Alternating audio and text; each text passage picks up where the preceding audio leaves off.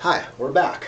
So, as we see, the opposite of courage in our society is not cowardice, it's conformity, and we've talked about conformity pressures throughout the class, and I'm sure you've talked a lot about conformity pressures in your other psychology classes, probably especially your social psychology class, or if you've taken attitudes and persuasion. So existentialism reminds me of this with small quote, this tiny quote, this two-word quote, ever onward. I had a boss, Chuck, who always used to say ever onward, and you know, it was real in his context because we were moving ever onward. And I've got a bunch of existential psychologists or existential philosophers here, from Simone de Beauvoir to Jean-Paul Sartre to Camus to Tillich, Viktor Frankl, Rollo May. These are all kind of heroes of the existential philosophy and psychology movements, and heroic, I think, is probably a good word. Kierkegaard is thought to be one of the fathers of these ideas, and the deal with Kierkegaard, he had envisioned a life of theology, dedicating himself to the life of the church, but he had some existential crisis in these regards and caused him to write the seminal work of Fear and Trembling. I don't know if any of you were tortured with reading that book in school. I did take a humanities class, believe it or not, a humanities correspondence course prior to online courses. And boy, did I struggle in that class. The teacher was the bomb, though. He made me rewrite so many things, but it was like the attention was just incredible in that course. So ever onward, the goal of authenticity requires constant introspection. Who am I? How am I doing? Right? And constant movement forward to becoming me. And I know that sounds like a strange statement, but that's the basis of being authentic, is discovering who you are and behaving in a way that's increasingly compatible with who you are. Right? If you look at Don Juan in the Yaqui Way of Knowledge, the book of Carlos Castaneda, Don Juan was a sorcerer, a Yaqui sorcerer in northern Mexico desert, and he talked about impeccability, and a sorcerer has to be impeccable and live in a way that is consistent with who they believe themselves to be and who they view themselves as they are. So it's living in a way that requires this introspection, looking inward, looking at one's behaviors, and then trying to become more authentic as the process. The downside of this is there's really no kind of palliative that's offered through this process. When one ceases forward motion, that is, then we experience guilt for living in the past. That is, I'm not moving forward, I'm not doing the ever onward thing, I'm just being the same old, and that requires no effort really whatsoever, and that can inspire guilt, right? So there's an emotion that's associated with it. But if I'm moving forward to this authentic being that I've never been before but wish to become, now I have to deal with the anxiety because I don't know how it's going to work, I don't know what it's going to mean, I don't know if people are going to accept me, and I've got this whole diffuse array of, oh my God, what's going to happen? That is uncertainty. But, so, here is the deal. To play existential psychology, if you will, you get two choices. You can stay who you are, and you can feel guilty as a result of that because you're no longer moving forward. You can move forward into the unknown of who you'll become, and you can experience anxiety. And that's the bitch of the whole deal, because you get anxiety or you get guilt, right? And as Rollo May suggests, this requires the courage then to be a good existential psychology participant. It requires the courage to choose anxiety over guilt. Wow. So this is not a refreshing form of therapy or a kind of clinical perspective, right? And it's often for people who are you know, kind of okay, but experiencing this existential rather than neurotic anxiety. Here's some books. I just put this together for you. Look, you can read Camus if you wish, The Plague, L'Étranger. I got to read The Stranger in both philosophy class and English, but I got to read it in French as well, for French, so that was cool. Existential Psychology, another book, Fear and Trembling, I mentioned, by Soren Kierkegaard. And this is, for those of you, well, it's a tough book, and if you're a big aficionado of the Bible, this is going to be a tough one, because Abraham and God, you know, God comes down, has his conversation with Abraham, says, You got to sacrifice your son for me. And then it's the crisis that Abraham experiences played out in kind of a counterfactual type of situation. It's a beautifully written book. It's a tough read, and it's a real brain strainer. But I recommend the book Fear and Trembling by Kierkegaard. Man's Search for Meaning. Students resonate with this book. I have, a dozen students read this book by their own volition every year, and they love Viktor Frankl's discussion of what it was like to be in Auschwitz, and then what it was like to build logotherapy as the result of the people he saw sticking to their guns, demonstrating courage. Now, he's using the term resilience in the face of just impossible potential consequences. Simone de Beauvoir, right? No Exit by Sartre is a great play, so you can read that. And I'm working on Tillage, the Courage to Be right now, so that's my current reading. And I blame part of this on you, because as I prepared this, then I had to read this book just to kind of fascinate myself. So, Carl Jung, we know a little bit about this guy, right? Where your fear is, there is your task. Right? And so let's think about that. And let me ask you then, if we're working for the betterment of ourselves, as Jung always offered us to do you have the courage to pursue that task? That is, whatever that task is, where your fear is, there's your task. Do you have the courage to pursue that task, however you might define it? Right? I'll leave it with that and leave you with that. So what is courage not? Well, courage and morality are probably best considered entirely separately, however you want to put that, right? I mean, it takes a certain level of courage to rob a bank. It entails known risk that generates fear of capture. I mean, I could get captured, I could get shot up in robbing the bank. So I choose to rob the bank in spite of the fear of getting caught. Maybe because I think I'll get away with it, but the risk, the fear still exists for at least some folks, right? But notice that robbing a bank is very seldom considered a moral act. Now, if we invoke back to the Symbionese Liberation Army, or go further back to the concept of Robin Hood, etc., maybe we can stretch it into a moral act. But I guess the point I want to make right here is courage and morality, two separate issues, that we can behave courageously and commit breathtakingly immoral acts, right? As long as fear exists.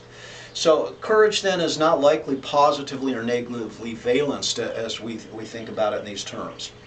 Now I want to digress for just a moment, and you're probably used to that, right? That psychopathy represents an interesting thought experiment in this context, because psychopaths are thought to often be without fear. Right? So then, is courage something that's not available to the psychopath in that context? Think about that. I don't know. So domains to display courage. Look. Marshall Dillon, Gunsmoke, the longest running drama series at its time, right? Marshall Dillon cleaning up Dodge, managing Dodge. He had to face every known outlaw on the planet, and this was a narrative, right? This is the Old West, and a narrative of what it meant to be an American in the Old West. And we see the courageous Marshall portrayed over and over again, that hero archetype, right? And facing down another gunfighter, facing down another gunfighter, facing down another gunfighter, out of duty. But it required courage, because certainly one has to be afraid that you might not be the fastest and you might be the one that gets shot. So that's a very, kind of typical, very American narrative. But then consider these as well, that the courage could be demonstrated in a social situation. There could be intellectual courage, right? Questioning some idea. We see, that the idea that everything rotated around the earth was kind of the party line at one point in human history. And there was a few courageous individuals that said, no, intellectually, I believe that, in fact, we rotate around the sun, and some people were courageous in maintaining that idea. Others went back on themselves and just didn't discuss it. There's moral courage, emotional courage, and spiritual courage. And we think about Rosa Parks. Hey, I'm afraid that I'm going to get arrested. This is not going to go well. What if I get beaten up? What if people attack me? But regardless, I'm driven to sit at the front of the bus. And that it was the necessity. So can we learn courage? Well, Nelson Gould identifies three dimensions of courage: fear, appropriate response, and higher purpose. So these are things: confront the fear, right? develop what we believe to be appropriate, rational responses, and have those inspired by a higher purpose. So if we put those three elements together, right, I think good is giving us a good leg up on it. How do we get there then? What are the developmental processes that we can exercise in ourselves? Because it's about us, and it's about developing the skill of courage, right? Is build confidence and self-trust.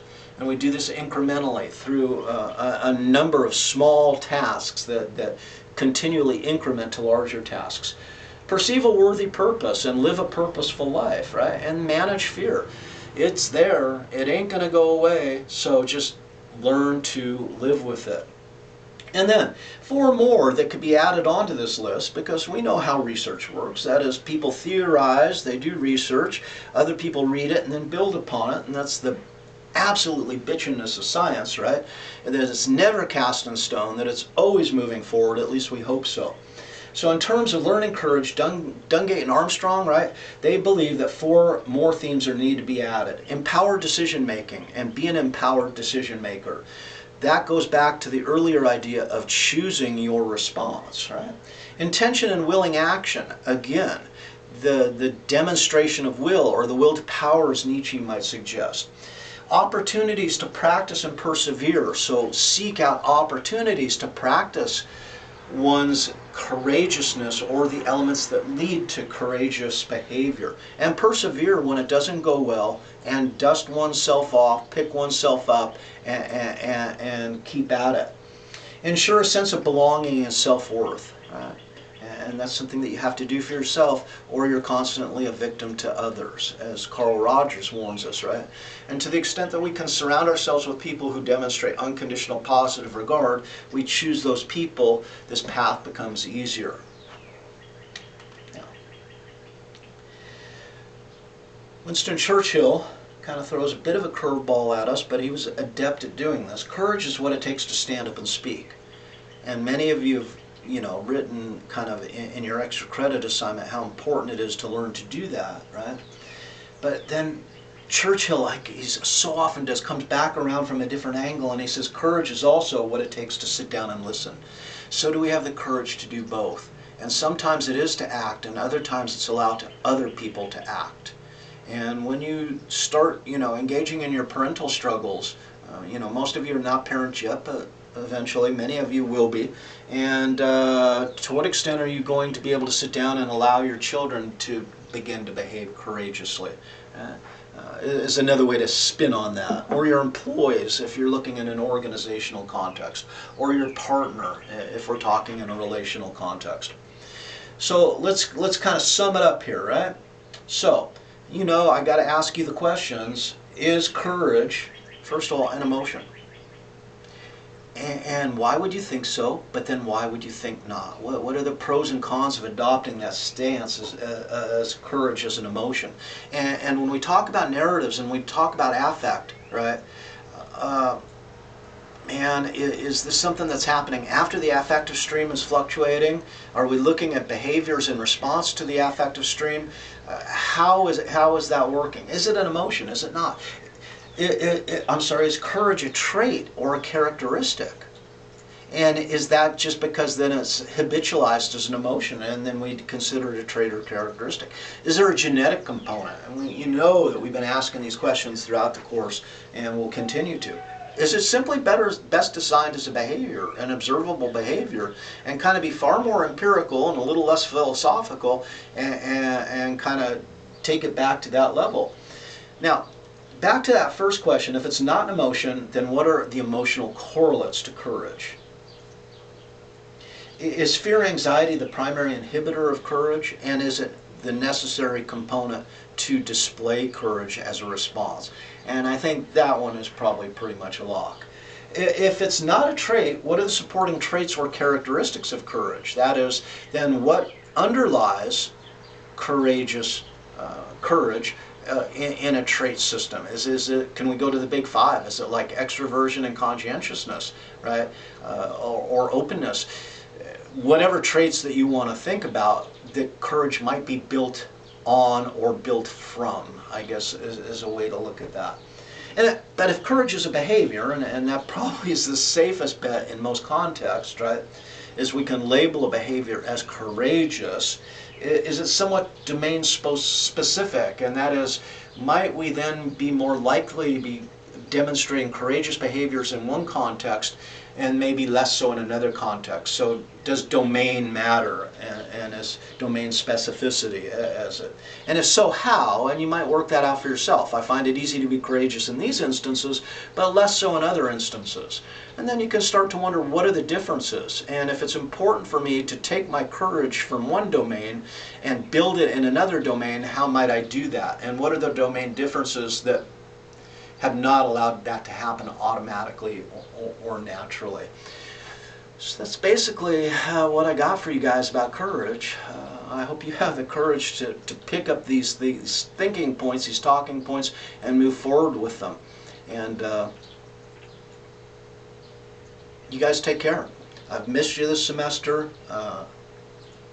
And I hope for those of you who are not graduating, I'll get to see you in the fall, and I hope we're together in the fall, but we might not.